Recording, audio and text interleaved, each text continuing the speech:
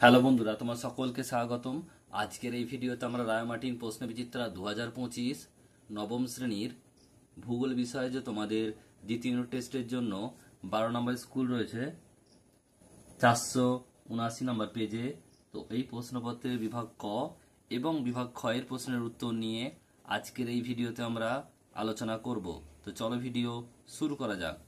বিভাগ ক একের দাগে বলছে বিকল্পগুলি থেকে সঠিক উত্তরটি নির্বাচন করে লেখো। একেরটা, কোন স্থান ও তার প্রতিবাদ স্থানের মধ্যে সময় পার্থক্য হয়? এটা 12 ঘন্টা। নেক্সট প্রশ্ন, ভূ আলোড়ন ভূপৃষ্ঠে আনুভূমিকভাবে কাজ করলে সৃষ্টি হয় কি? ভঙ্গিল পর্বত। Option number B. শিলা মধ্যস্থ খনিজের সঙ্গে অক্সিজেনের রাসায়নিক বিক্রিয়ায় যে আবহবিকার সংঘটিত হয় তা হলো জারণ।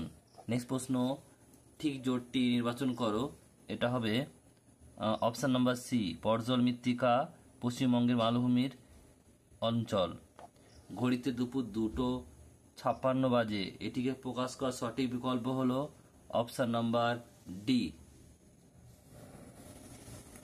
মায়ানমারের পোপা কি ধরনের আগ্নেয়গিরি?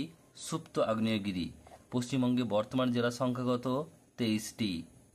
নেক্সট হচ্ছে বিভাগ খ, 2 দাগের এর শূন্যস্থান পূরণ করো। একেরটা, তরাই কথার অর্থ ড্যাশ, আর্দ্র বা স্যাঁতস্যাঁতে কাজ সমভূমি গড়ে ওঠে ড্যাশ শিলাগঠিত অঞ্চলে, চুনাপাথর শিলাগঠিত অঞ্চলে। শুদ্ধ অশুদ্ধ বিয়ের দাগের একেরটা, কেন্দ্রমণ্ডলে সৃষ্ট পরিচালন স্রোতের পাত সঞ্চালনের প্রধান শক্তি। এটা হবে অশুদ্ধ।